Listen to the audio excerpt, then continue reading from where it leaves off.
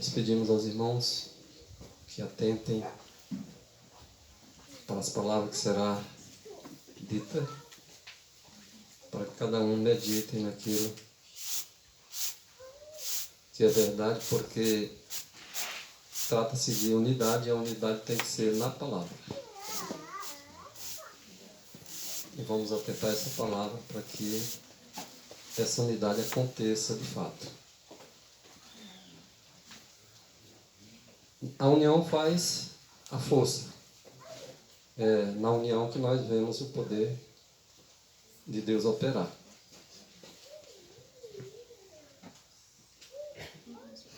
O Senhor pede na sua mensagem por 3 vezes repetido: univos, univos e univos. Se bem que nós não devemos nos unir naquilo que não é palavra.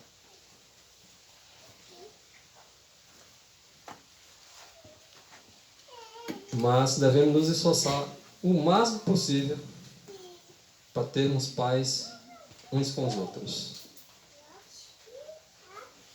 Seguir a paz com todos, o apóstolo diz, se possível. E na palavra de Deus é possível.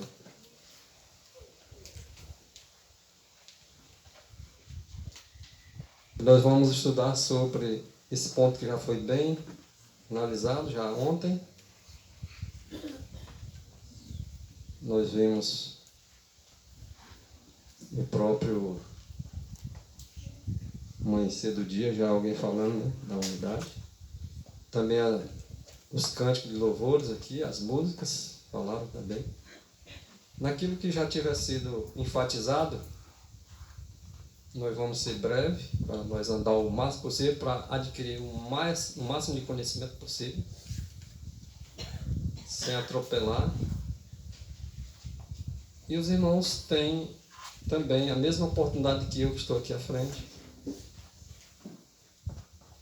para transmitir alguma coisa que o Espírito os tocar. Aí, tá certo? Vamos ser breves nos comentários para nós, como disse, avançarmos mais sobre o tema, tá? Coisas que nós não vimos, que nós venhamos a comentar em brevidade, se for o caso. Não é pegar o pensamento simplesmente porque querer falar e tomar espaço, não. Os tempos são preciosos. Precisamos que todos aprendam e que todos tenham o mesmo pensamento. E saibamos que devemos remir o tempo com aquilo que é necessário. Eu estou dizendo assim porque de repente eu estou aí no meio da congregação, me levanto para falar simplesmente por falar. Não é para isso. O objetivo não é esse. Se o Espírito tocou, levante, eu me calo, você fala. Ok? É a mesma questão do agradecimento. A gente agradece sempre pelas mesmas coisas, mas quer agradecer de qualquer jeito, né?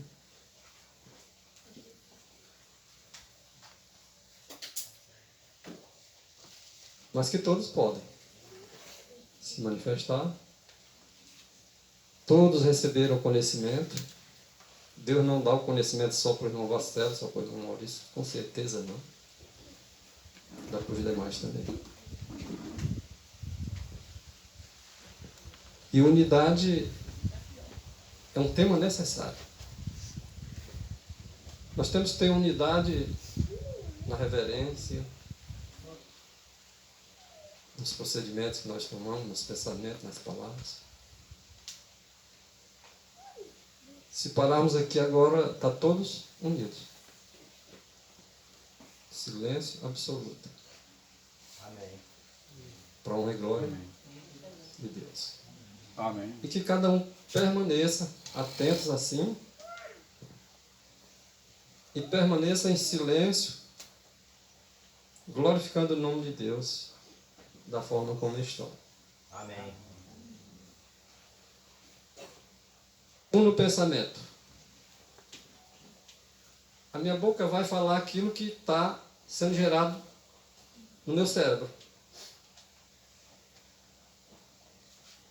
e eu vou falar daquilo que o meu coração está cheio. Corpo, mente, alma tem que estar tudo sendo santificado. Santificado minhas palavras, santificado minhas ações, mas, em primeiro lugar, santificado nossos pensamentos. Porque se o pensamento está sendo santificado, pode ter certeza que as palavras vêm santas, as ações vêm santas. Cristo é o nosso exemplo, nos pensamentos, nas palavras e nas ações. Temos que entender como é que o pai e o filho são um no pensamento. O irmão Maurício já comentou isso aqui ontem. Nós vamos resumir o máximo possível, mas que os irmãos entendam que eles são duas pessoas distintas. O pai é uma pessoa, o filho é outra pessoa. Que alguém não venha chegar ao entendimento que é uma só em pessoa. Não, são duas pessoas. Porém, o Filho de Deus é a imagem de seu Pai, a expressa imagem. Se alguém quer contemplar a pessoa do Pai, primeiro tem que olhar para a imagem desse Pai que é chamado de Deus invisível.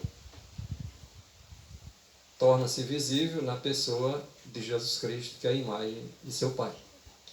Agora eles são um no caráter. Então nós devemos agora parecer com Cristo também no caráter. O Pai e o Filho são um no pensamento. Quando ele diz que quer que nós sejamos um com Ele, no caráter, no pensamento, nas palavras, nas ações e propósitos.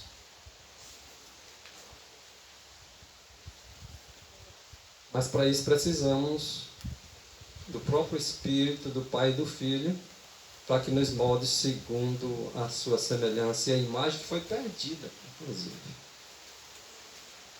por causa do pecado. O pecado fez com que o homem perdesse a imagem e a semelhança, do qual foram feitos.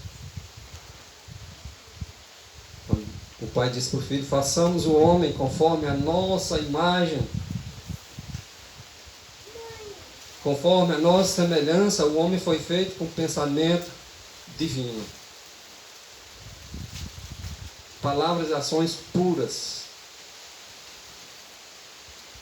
O pecado estragou, mas o Senhor promete desarraigar o pecado e o homem voltar às origens, com pensamentos, palavras e ações semelhantes à do Pai e à do Filho.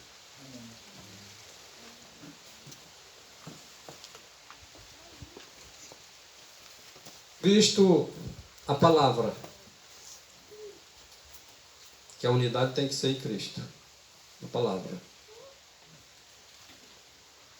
O unigênito de Deus era um, era, é e será.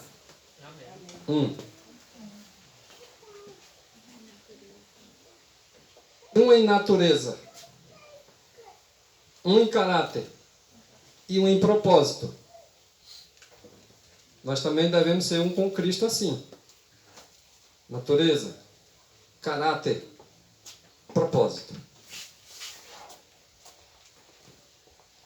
O povo que se chama pelo nome de Cristo deve ter caráter, tá? Deve ter natureza e propósito de Cristo. Os que se chamam pelo nome dele tem que estar assim. Porque se estiver assim, se ele orar, pode pedir o que quiser. E será concedido. Agora, às vezes, nós dizemos, nós oramos e nunca recebemos. Mas nunca, às vezes, nem se esforçamos para ter o caráter de Deus. É na nossa esfera, irmãos. É na humanidade. Eu estou falando do caráter de Deus. Se bem que na nossa esfera humana, como Cristo adquiriu na sua esfera humana, tá? O crescimento, não só na estatura. Nós crescemos na estatura, mas também devemos crescer espiritualmente. Essa palavra que estava com Deus e que era Deus, foi da vontade de Deus que Ele viesse ao mundo morrer por cada um de nós, pagar o preço para que nós pudéssemos voltar às origens. Este era o único ser, o único, não tinha dois seres, era o único ser. E poderia penetrar em todos os conselhos e propósitos de Deus. Então só o Espírito de Deus, a palavra é Espírito. O verbo de Deus é o Espírito de Deus. Estou me referindo a Cristo. Só esse Espírito de Cristo, o Espírito de Deus, que o Espírito é o mesmo, poderia entrar em todos os propósitos daquele Deus invisível. É exatamente nesse Espírito que devemos ser um. É exatamente nessa palavra que devemos ser um. E ele era o único que tinha essa unidade com o Pai. Único, não tinha outro.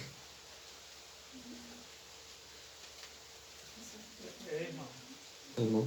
Uma pergunta aí. Em que sentido nós devemos ser um pai e o filho em natureza?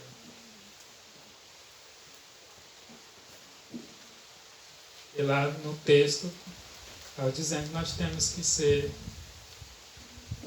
um em natureza, caráter, propósito, assim como o filho é com o pai, né? Eu estou fazendo esse questionamento aqui porque algumas vertentes cristãs eles acabaram mal interpretando essa questão aí da natureza. Alguns concluem que pelo fato de nós sermos um em natureza com o Pai e com o Filho, isso torna esse indivíduo também um Deus, uma divindade. E eles se arrogam que, a partir do momento que eles são um com o Pai e o Filho, eles são deuses, em natureza. Nós sabemos que isso é uma falácia, uma grande mentira, né? E nós sabemos que as Escrituras depõem totalmente contrário a essa proposta. E um texto que nos ajuda a compreender essa questão aí se encontra lá nas cartas de Pedro, né? Especificamente 2 Pedro, capítulo 1, verso 3 e 4, diz o seguinte: visto como seu divino poder nos deu tudo o que diz respeito à vida e piedade, pelo conhecimento daquele que nos chamou por sua glória e virtude, pelas quais ele nos tem dado grandiosíssimas e preciosas promessas, para que por elas fiqueis participantes da natureza divina, havendo escapado da corrupção que pela concupiscência há no mundo. Então nós somos convidados e conclamados a sermos participantes da natureza divina, da natureza do Pai e do Filho. Então todo homem, todo ser humano, ele é convidado a compartilhar não só da natureza do Pai e do Filho, como também do seu caráter e propósito.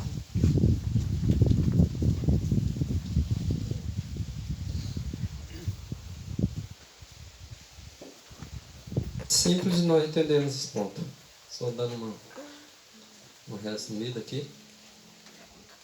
O homem, Adão, foi feito à imagem e semelhança de Deus, no caráter.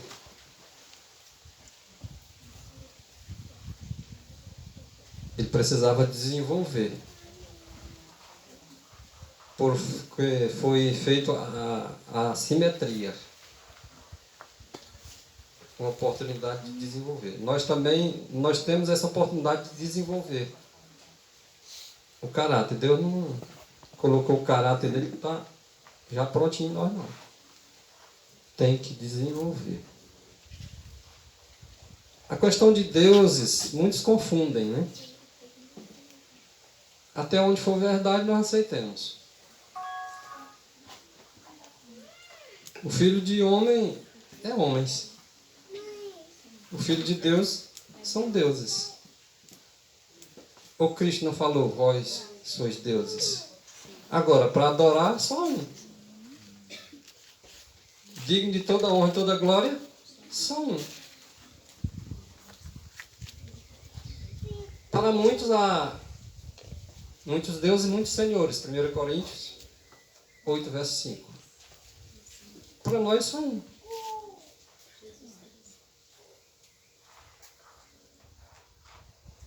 Mas por que tem dois? Só um, o Pai. E por que o Filho?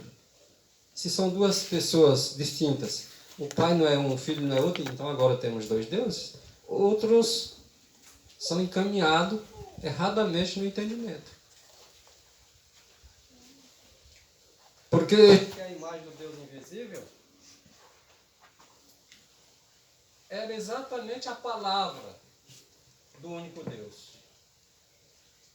Que foi da vontade desse único Deus que ele fosse um com ele, no que diz respeito também à imagem expressa dele. Foi esse único que foi encontrado no plano da redenção para morrer no meu lugar e no teu. Amém. Glória a Deus. Obrigada. Único, não tem outro não. Quando fala deuses, deuses com D minúsculo. Porque com D maiúsculo só tem um. E eu tenho que ter o discernimento. Enquanto muitos estão confusos, o povo de Deus não entrará na confusão. O povo de Deus não será compreendido por ninguém. Mas eles compreendem a tudo e a todos.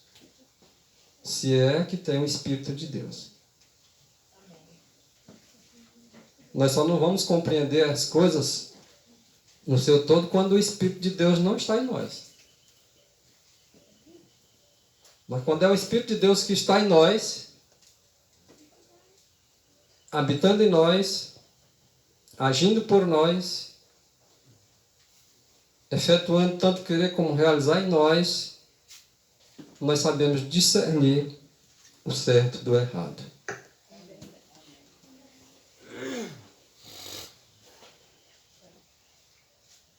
A oração de Jesus Cristo, como homem, ele diz, Pai Santo.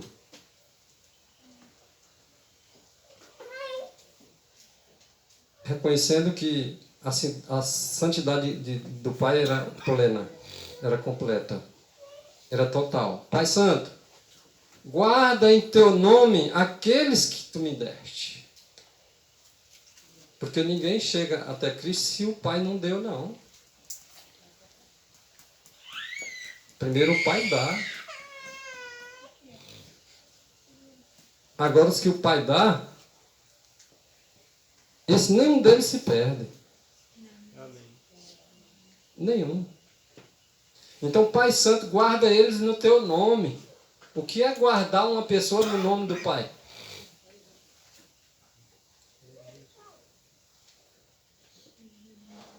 Unicamente um pode representar o Pai, a humanidade. Um só pode. Aqui pode ter vários representantes de Cristo. Mas representante do Pai só tem um.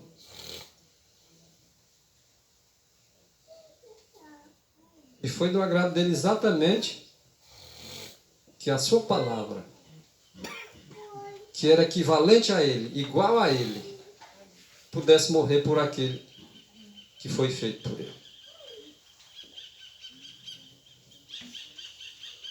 E na oração que Jesus faz, além de guardar no nome do Pai, para que eles sejam um, e ele enfatiza bem, assim como nós, eu e tu, somos um no caráter, guarda eles no teu caráter, porque se não for no caráter, não é no nome de Deus, não.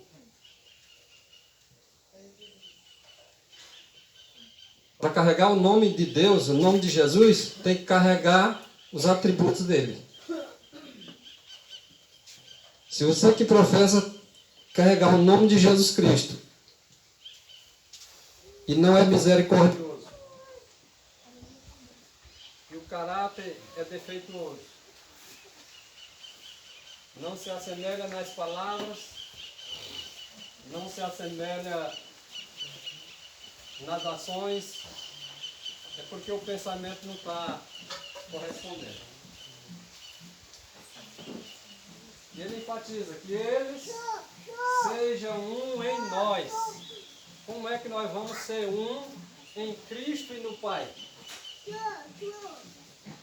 Porque está escrito dizendo que nós devemos ser um com Cristo. Como Cristo é um com o Pai. Mas agora ele usa a expressão para que eles sejam um em nós. Nele, no Filho e no Pai. Porque nós não podemos ser um com o Pai sem primeiro ser um com o Filho. Porque quando nós somos um com Jesus Cristo, isso justifica que você é um neles. Primeiro, para ser um com o Pai, primeiro precisa ser um com o Filho. E se você é um com o Filho, você é um com ambos.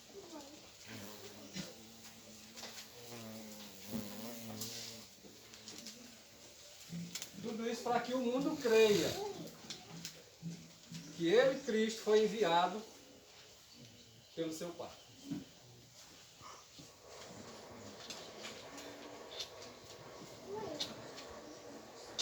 Aqueles que o Pai dá para o Filho, nenhum deles se perde.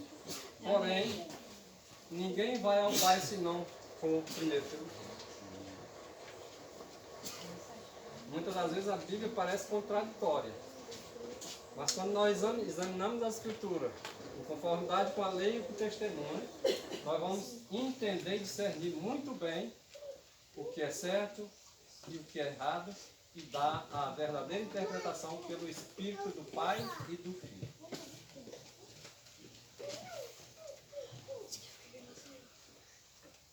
Havemos de ser homens e mulheres equilibrados.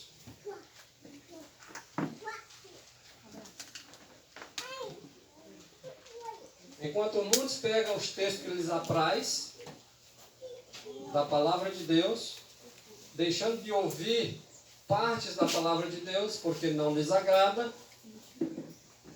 porque vai exatamente de encontro com suas atitudes, contra o seu caráter, esses são enquadrados naquele, como falamos ontem. Não ouvem a palavra de Deus, porque rejeitam apenas parte, não precisa rejeitar tudo não. Para ser contra a palavra de Deus não precisa rejeitar tudo. Para você ser transgressor da lei de Deus não precisa ser transgredir todos. Basta um.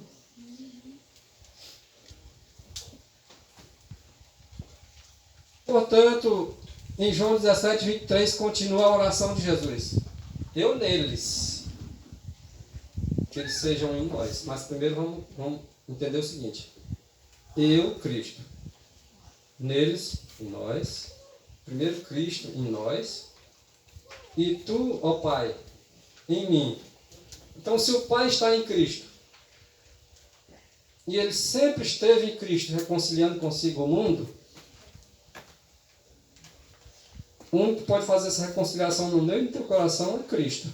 Mas o Pai, estando nele agora, nós temos o Espírito tanto do Pai como do Filho. Agora, a unidade faz grandes milagres. Porque a unidade é na palavra. A palavra está dentro de ti. Porque nós somos a habitação do Pai e do Filho. É por meio da palavra. E quando o Pai e o Filho estão habitando em nosso coração por meio da palavra, agora há possibilidade daquilo que é impossível para o homem. Até essa unidade, uns para com os outros, é possível.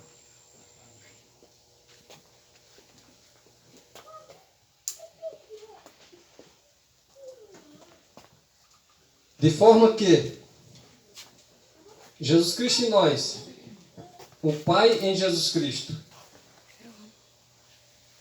agora chegando a eles, até nós, agora nós podemos ser perfeitos.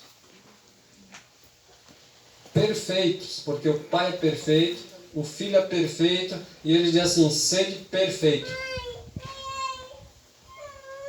Agora há possibilidade de perfeição. Aqueles que dizem que não é possível ser perfeito, atribuem a Deus mentira, chamam Deus de mentiroso, e esses estão sentados na poltrona de Satanás, dizendo que não é possível ser perfeito. Sei que vocês já viram, ouviram palavras de líderes de igrejas dizendo que o povo de Deus vai pecar até Cristo voltar. Concordo? O povo de Deus, entre aspas, remanescente não.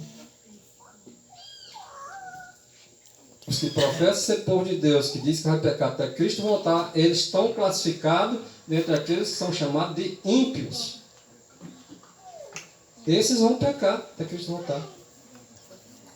O remanescente não se achará iniquidade neles. Quando o Senhor disser assim, está feito, está tudo resolvido, aqueles que têm iniquidade continuem com suas iniquidades. O que colocou sobre Jesus Cristo, aquele que poderia tornar-nos perfeitos, já também está resolvido o problema dele. Será perfeito como Cristo é perfeito. Essa unidade devemos alcançar por meio da palavra. Se a maioria de nós estivermos em Cristo e quase uma metade não tiver, vai ser colocado lá no meio daquele grupo de ímpios. Mas os outros estarão unânimes, unidos na palavra. João 17, 23, continua. Essa questão de eu neles e tu em mim. Então, se o Pai está em Cristo, agora diz, e para que o mundo conheça que tu me enviaste a mim, e que os tens amado a eles, como me tens amado a mim. O amor a nós não é simplesmente que nós merecemos, não. Nós não merecemos nada disso. Mas o próprio Pai vai amar a nós como ama o seu próprio Filho. Mas não é por causa de algum bem inerente de nós, não. É por causa do próprio Filho dele. Mas para isso nós temos que aceitar a esse Filho dele. Deus amou o mundo de tal maneira que deu o seu Filho unigênito, mas para todos aqueles que nele creem. Mas tem muitos que não creem. E outros dizem que creem. Mas nem todos que dizem Senhor, Senhor, são os que creem, não. Eu posso falar com a minha boca que creio em Jesus Cristo, mas eu posso ter um caráter totalmente inverso dele. E a escolha é de cada um de nós. Ninguém vai dizer assim, eu tenho um caráter ruim porque alguém me deu um caráter ruim e me forçou a aceitar esse caráter. Não. Foi a nossa escolha. Eu só vou roubar se eu quiser roubar. Se eu não quiser, ninguém me obriga eu a roubar, não. Na questão da palavra, quando disse as más influências, Mas a má influência é pecado para você em si, para você pecar por o mal que está lhe causando a influência. Agora, quando você pega a influência do mal, você peca. Por exemplo, a tentação é pecado? Mas alguém só pode pecar quando cai em tentação. A tentação em si não é pecado, mas cair nela é. As suas amizades, quem escolhe é você ou alguém escolhe para a senhora? Sim ou não? Senhora ou outra pessoa? Para ficar bem claro. As suas amizades, é a senhora que escolhe ou eu que tenho que escolher para a senhora? Então de quem é a culpa se der errado? A senhora já erra na escolha. Se depois vier uma prova e uma tentação, a senhora cai, não bota a culpa no outro não. Fala, a senhora que escolheu a sua amizade. Entendeu? Ou não entendeu?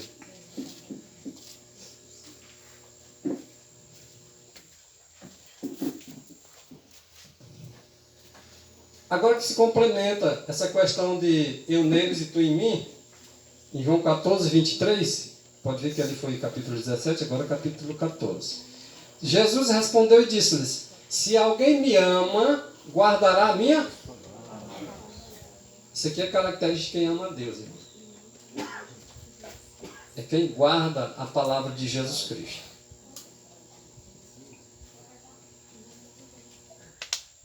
A única que pode nos fazer um. Quem me ama, guarda a minha palavra. E quem guarda a minha palavra, o meu Pai o ama, ou o amará. E agora viremos para Ele e faremos nele morada. Como é? Ora, se o Pai está em Cristo, Cristo entra. Quem é que entra então? O Pai e o Filho. Entre os dois. É exatamente o Espírito do Pai e do Filho que faz com que nós tenhamos a unidade para sermos semelhantes a Cristo, como Ele é semelhante ao Pai. Não sei se vocês estão entendendo a questão que eu estou me referindo, a semelhança aqui. O caráter do Pai é o caráter do Filho. O nosso caráter deve ser o caráter do Filho também. Entendeu? Um homem sem caráter não, porque todos têm caráter.